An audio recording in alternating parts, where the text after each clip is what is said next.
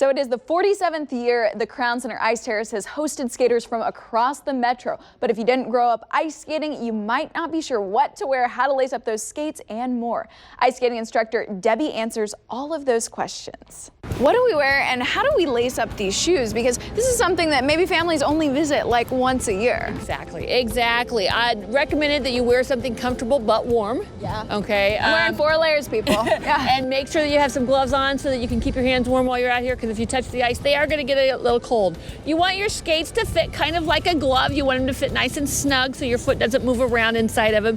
And as you lace them up, you want to make sure that you try and get them as tight as you possibly can so that, again, your foot doesn't slide all over. Okay, and we grabbed a pair of 7s, which is my normal shoe size. Would you say that's what most people get? Most people get, yes. We no longer carry half sizes down here, but we have full sizes that we try and fit as much as possible. Okay, and then somebody were asking you, should I go ahead and wear that extra layer underneath my jeans or other movable pants? Would you recommend that? I would recommend, just as long as you're staying warm. If you're somebody who's kind of hot-blooded, I would say, you might be okay.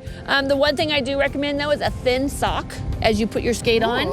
That way you can get it tightened up. A thick sock is kind of like trying to write with a mitten on. What about keeping the shin clear? Is that something that can cause pain later if something's wrinkled up? You want to make sure that your leg is covered. That way the boot doesn't dig into you on the sides. So see how that tongue's sticking out a little bit? I'd pull it in a little bit farther. Like this? Yeah, pull it tighter. So with Debbie's help, I'm now on the ice and away from the wall, and the skates are on snug. I'm seeing a lot of people skating right now. Are these typically first-time skaters or people who come back year after year? A lot of times we do get a lot of first-time skaters of, I've never been there, I want to go down and see what's going on, but we have a lot of repeat customers of that. It becomes a family tradition that they come down and they spend time with their family. It's something they do over the holidays. You come home from college, you come down, you come skate at the Ice Terrace. So you have been teaching here for a long time. Tell us when you first started and how much it's grown. When I first started, it was the first time we ever did Saturday morning lessons here that we do at 8:45. And we had, it was a blast. It was so much fun that I decided I had to work here full time. So okay. I come in and work seasonal every year. And you've had 15 years experience? 15 years experience. Okay, so hopefully there's some hope for me. Many more years on the ice than just 15 years of experience here, so yeah. Well, Debbie says if you're going to fall, be sure to bring your hands in on your knees and actually go ahead and lean back, because the safest place to fall is on your rear end. In just a bit, we get the basics of skating down.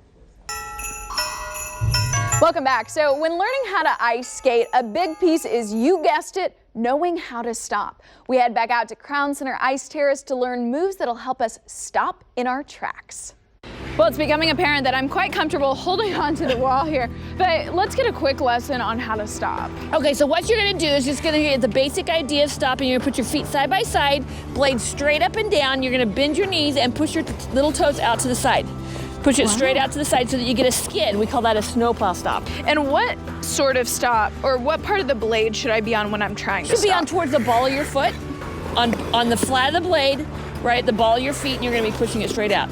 So we can almost get like a lot of snow, pile of snow piled up. Oh, there we go. Okay, there you go. I think that would stop me right in my Exactly, except tracks. you don't want to go too far.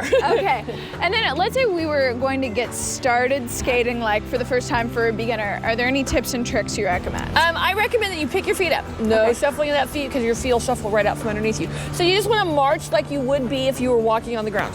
Okay, well, I'm really good at watching and then repeating, so can I see you go first? Sure, so we're gonna start out, you're just gonna pick those feet up and march. Okay, a bit of a march here. Bit of a march, yeah, keep those feet side by side, there you go. That's it, there you go. Hey, Mom, we're skating. There you go. Okay, so I'm picking it up. All right, you got it. And there's your snowplow. And there's my Very stop. good, yeah, all right. Stop. Okay, now, woo, Got it. just flipping around here for a second, trying not to fall.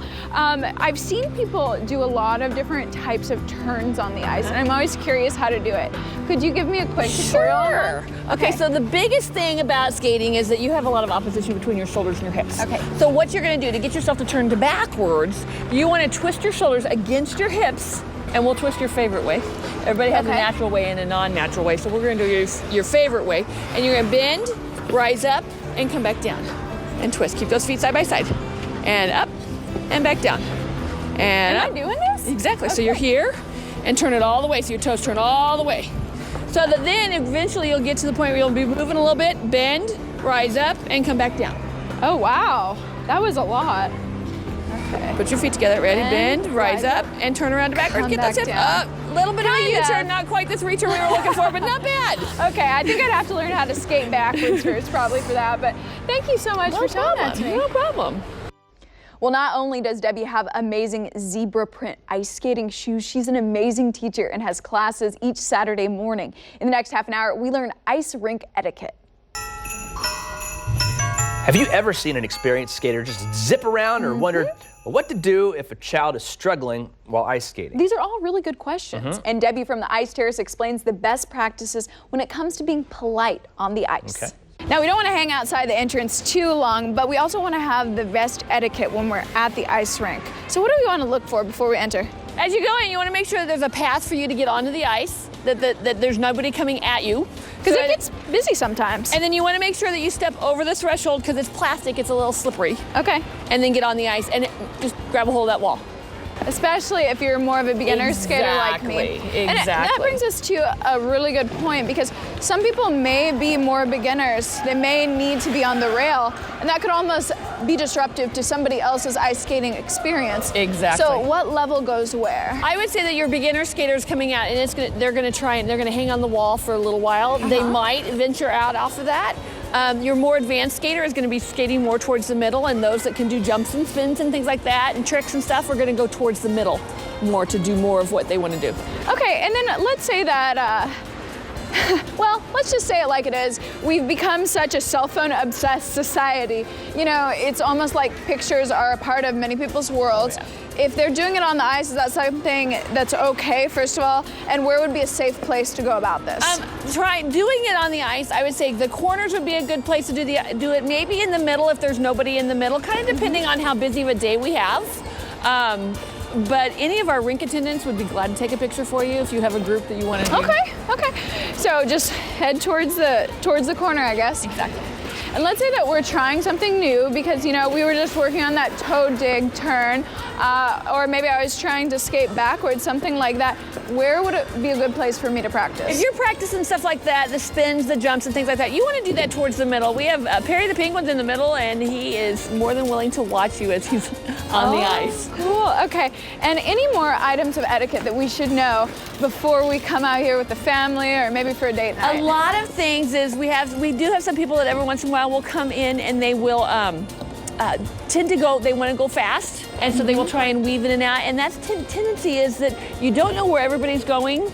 It's kind of like a fast driver on the highway. Woo. Weaving back and forth, you got it? Here you go, and watch out for chunks of ice along the way. Well, Bill, I'm mostly just excited I didn't fall while doing the on story. camera. Yeah. Did you fall off camera? No, I did not. Okay. I did not.